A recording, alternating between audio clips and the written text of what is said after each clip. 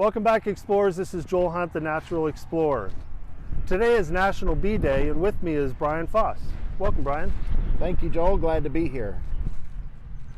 Brian is a fellow bee enthusiast, a beekeeper, my partner in life, and an adventurer. So it's finally 80 degrees today. It's been 30 degrees this week with snow, and so we've already seen some bees out foraging in the yard. Yep, I saw some bumblebees earlier that were feeding on some dandelions. Yeah, bees are very important to us because 1 in 3 bites of food we eat come from pollinators. And so Brian's going to tell us today about this box here full of bees, about his beehive and how to get started as a hobbyist. Yeah, thank you, Joel.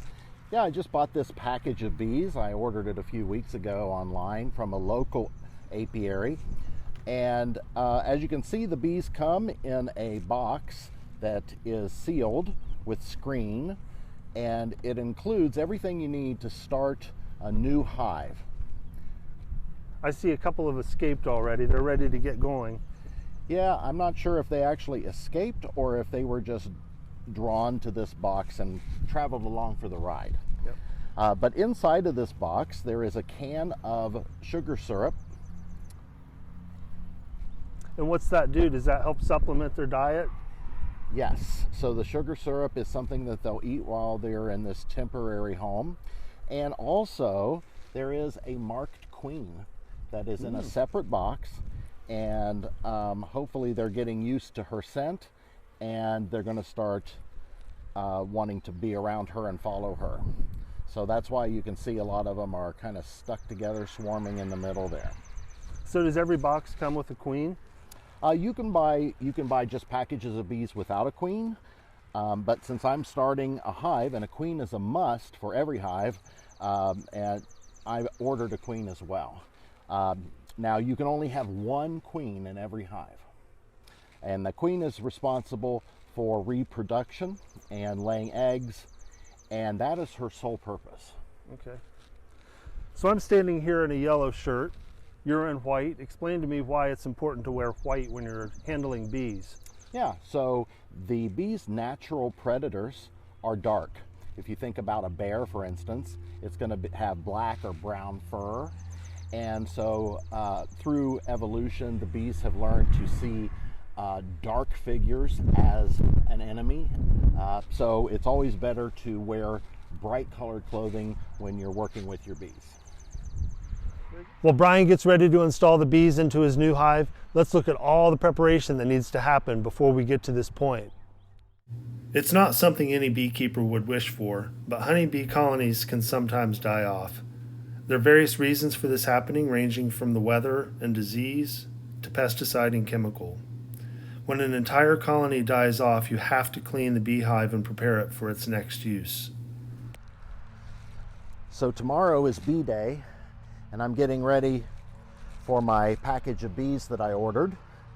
I have the Apimay Pro hive, and I cleaned it out yesterday, took all of the frames out, removed all of the foundations from the previous hive that's defunct, and now I'm just cleaning up all the equipment, all of the parts of the hive. This is the bottom board, and as you can see, it has a lot of debris. This is actually, a lot of this is bee poop on here.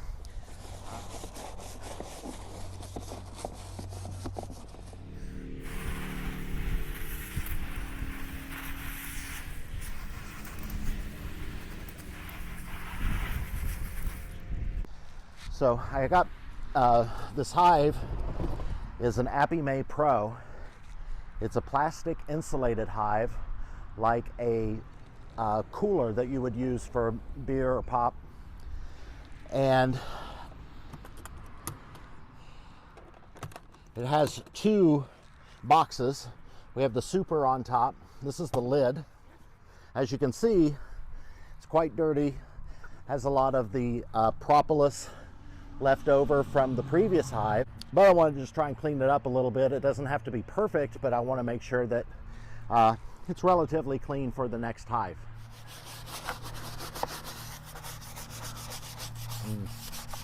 Yeah, the soap's not really getting the propolis off.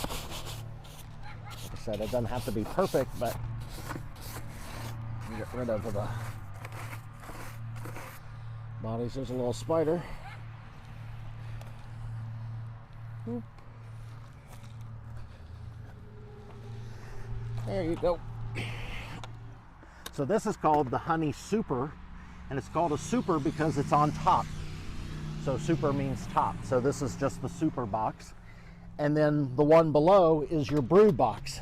This is the box that you would put a screen on top that would keep the queen in this box where she would lay eggs and tend to the brood, and the other bees could pass through the screen to store the nectar and pollen in the top box to make bee bread and honey.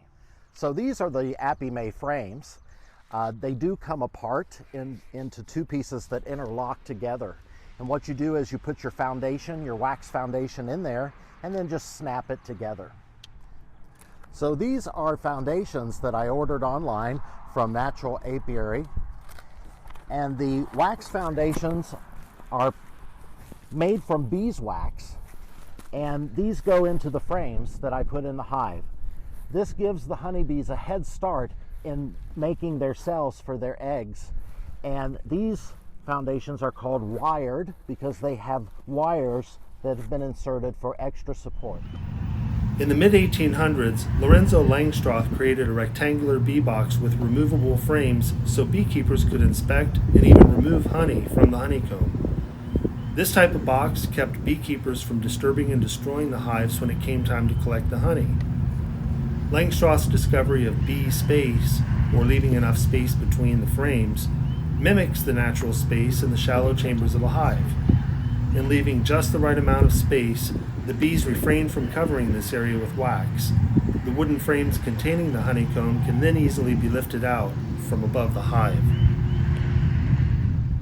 Placing new bees in a hive is called installing the bees.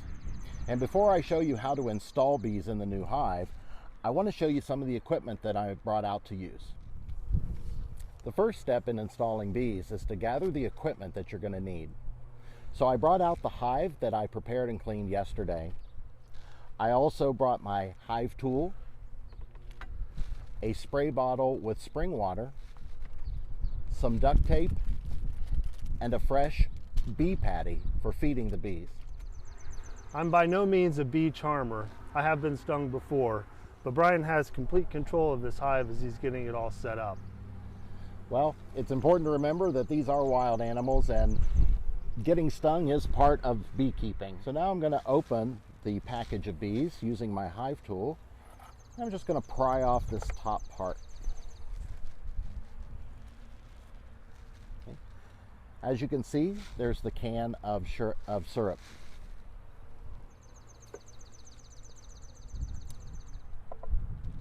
I'm pulling out the can of syrup that was used to feed the bees during their transportation.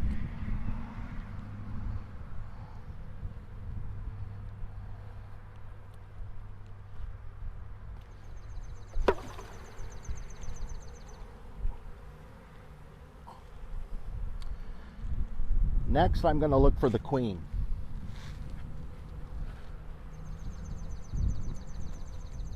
Now at this point, you may be a little concerned because there's so many bees flying around, but they're not aggressive right now because they don't have anything really to guard. There's no honey stores or pollen for them to guard, so they should be pretty docile right now. The queen is attached to this black strap that comes outside of the package. Let me get my hive tool. It's fastened on there with a staple.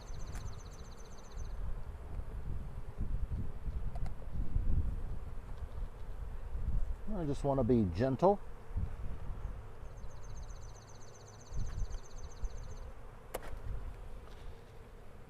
There are approximately 10,000 bees in this package. Now for the moment of truth.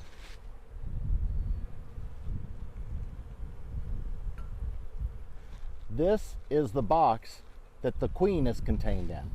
As you can see, she has quite a following.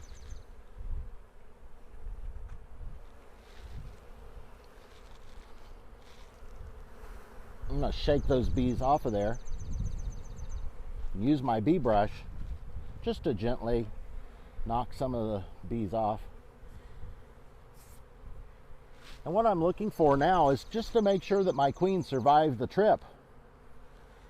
If I look inside of here, I can see she's in there. She has a yellow dot. She's moving around. And she has a few attendants that are in there with her as well. Those attendants are nurse bees. They'll be feeding her and attending to her. So it looks like my queen is healthy and she is moving around. So what I'm going to do now is I'm going to place the queen into the hive with some tape, but I'm going to keep her in the box right now. That's to give the other bees a little bit more time to get used to her scent.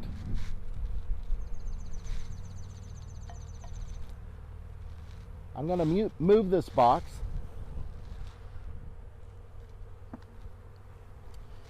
And I'm going to place the box with the queen between some of the frames that I put into this hive.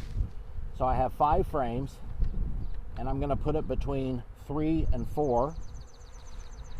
I'm just going to put the box right in there towards the top using the strap that it came with. And I'm going to secure it with the tape that I brought so that it doesn't fall.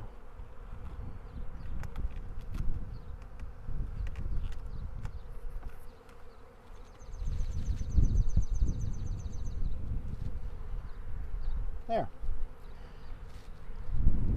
So now the queen is in the hive, and the other bees are going to look for her, and they're all going to go into these frames. So I'm going to give the bees a little spritz of plain spring water. And the reason I'm going to do that is just to keep them docile, keep them from flying away, and also to give them a little bit of a drink after their long trip. Thanks, Brian. That was really informative. You're welcome. So what's going to happen for the next 24 hours? Yeah, so for the next 24 hours, the bees are going to be looking for their queen and hopefully coming into the frames of the hive. Tomorrow I'm going to check on the queen, make sure she's still alive. I'm going to take a cork out of that box that she's in, and there's candy that she's going to eat her way through to join the rest of the hive.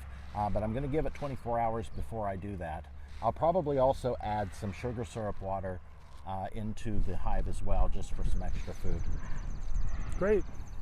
Well, I know one bee who's excited to have a sweet treat. Thanks so much for joining us.